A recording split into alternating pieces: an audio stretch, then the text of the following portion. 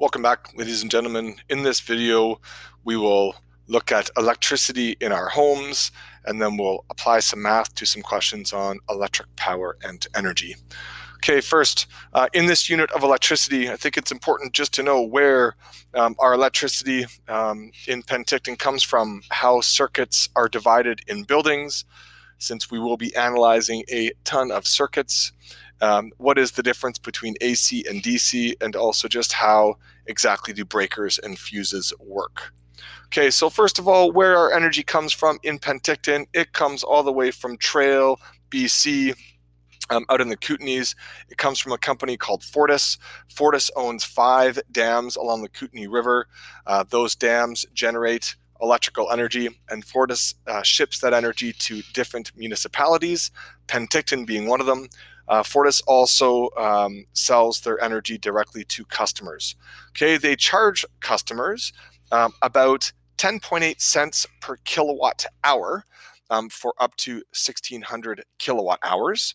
And then after that, electricity gets a little more expensive. We start paying a little over 14 cents per kilowatt hour, which is, by the way, just a unit of energy.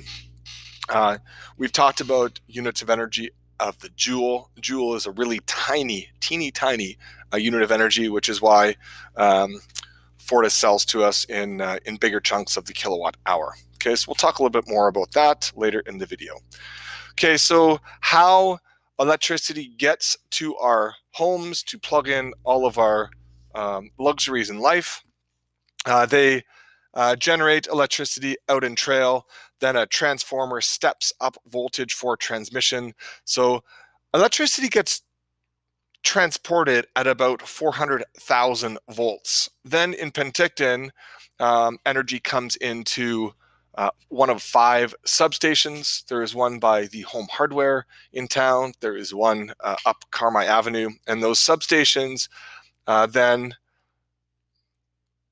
transform voltage down to about 13,000 volts for transmission around the city, and then at individual power poles before energy gets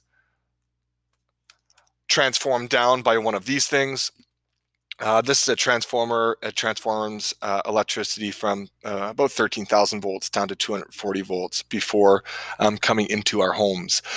In Physics 12, you look a lot more at electricity and magnetism, and transformers is one of the topics that you'll look at in more detail there.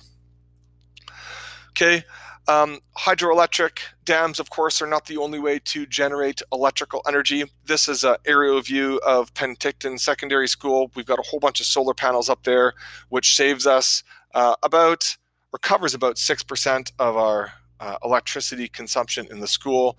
We save, because of that, about $11,000, and we also keep about 1.325 tons of greenhouse gases out of the atmosphere when we do that. Okay. How circuits are divided in buildings. I'm hoping that you've seen one of these before. This is a breaker box where our electricity comes into, and then the purpose of this box is to separate our electricity in homes into individual circuits. Each circuit is designed to carry a maximum amount of current. So if you are looking at individual breaker, this number that you see here, it's a very specific number, and that is a breaker or a fuse that is designed to break if too much current flows. So in the previous slide, we saw that there was a 20 printed on the end of that breaker. So that's the amount of current, or 20 amps, is what that specific circuit will be able to carry. Okay, it's a safety feature in buildings that prevents fires, because more electricity that runs, more energy that runs, more heat that gets through a wire, and those wires that carry our electricity will catch on fire if too much current flows.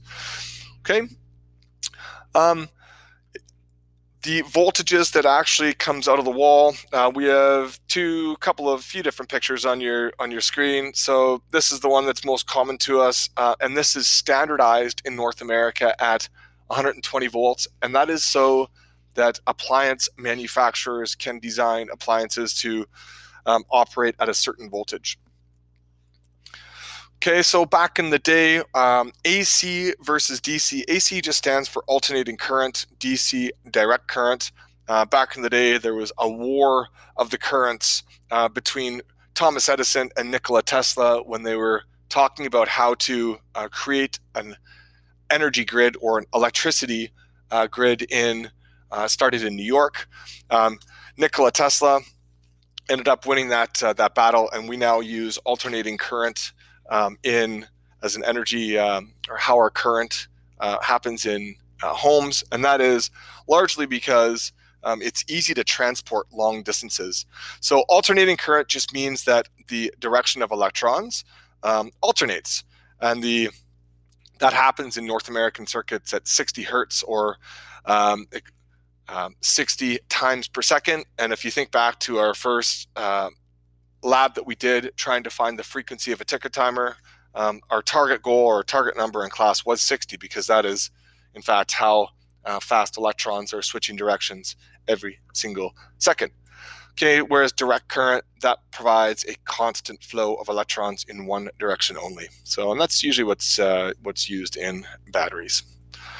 Okay, so just a little look here. This is a symbol you'll see. That's a symbol that indicates that you have alternating current.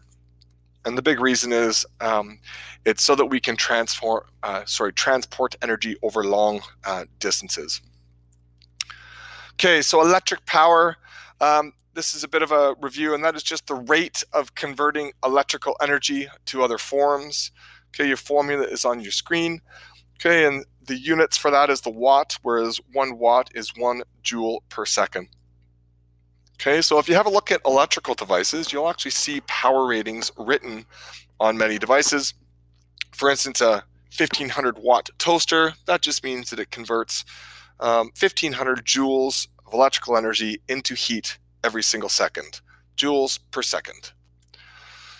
Okay, so energy, this is what we pay for each month. So we pay for energy, a couple different units. As I mentioned before, is the joule. We've talked about the joule before. Another unit for energy is the kilowatt hour. Okay, the kilowatt hour is what you will find on electricity bills. BC Hydro is a company that provides the majority of the province with our energy. In the interior, we of course get our energy from Fortis. Here is the City of Penticton bill, which we will one day, of course, be responsible for paying. The City of Penticton bulks together 3 different services, being electric, water, and sewer. So you can see for our electric consumption, we have a meter on our house that is read once a month, and the city can tell how many kilowatt hours of energy that we've used. Okay, so it's telling us, okay, 1,211 kilowatt hours. Our cost in Penticton on this particular bill was 12 cents per, almost 13 cents per kilowatt hour, and it comes up with a charge for how much we use for that month.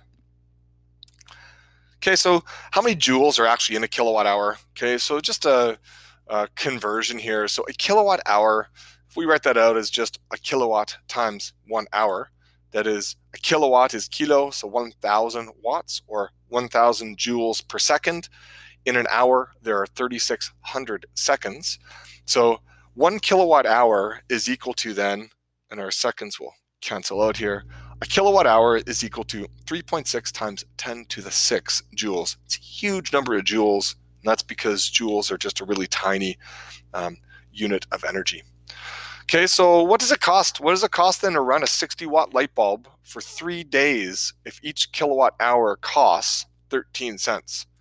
Okay, so we'll start with our energy is power times time formula. We know that the power is given to us as 60 watts for 3 days. So what I'm going to do is convert these watts, which is a unit of power, and days, which is a unit of time. I'm going to convert those to kilowatts and hours. Okay, because we are paying for energy by the kilowatt hour. Okay, so 60 watts, 0.06 kilowatts. In 3 days, there are 72 hours. So we use 4.32 kilowatt hours of energy. Okay, our cost then, if each one of those kilowatt hours costs 13 cents, we find that it costs about 56 cents to run this light bulb for 3 days straight, which of course we wouldn't do. We would turn our lights off, right? Okay, electric power. So power, this is a formula that you will find on your formula sheet. We are also going to add a couple more power formulas to it, and the power formula comes from really analyzing circuits, which we'll get to in more detail. So if we just do a couple of substitutions using Ohm's law, where current is voltage over resistance. So another power formula that we have is P is equal to V squared over R. So with all three of these formulas that we will have on our screen, we will really look at them like kinematics problems where we had a whole bunch of formulas, and we are going to use what's given to us in the question and decide which formula that we need to use to analyze the question or the circuits that we are given in the question. Okay. Okay, so how much power is, find the power from a 2.4 kilo ohm resistor connected to a 12 volt battery. Okay, we're looking for power. We're given 2.4 kilo ohms or 2400 ohms. Our voltage is given as 12 volts. So the formula that we are going to use or look for will be the power formula that deals with the V's and the R's.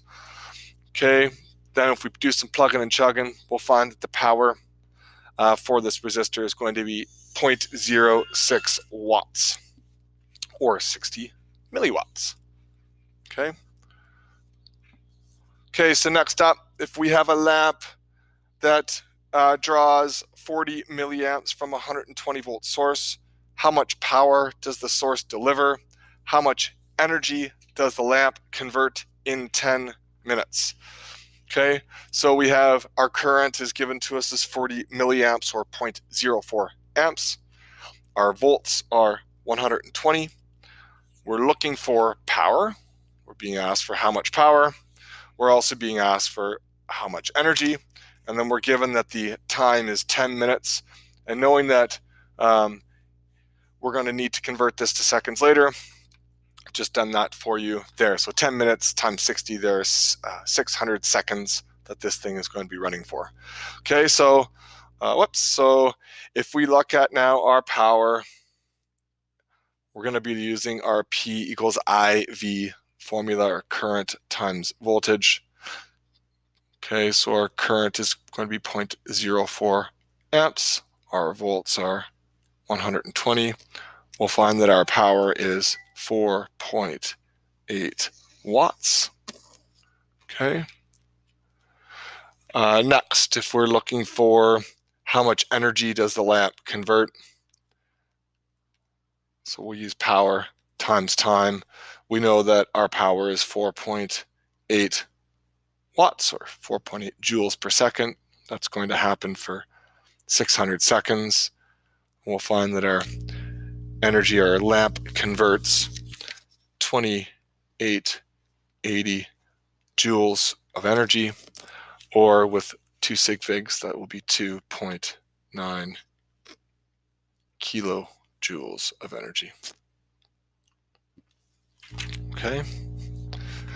Okay, so there are 10 questions to give a try to with this lesson. Give those a whirl. Thanks, and we'll see you again soon.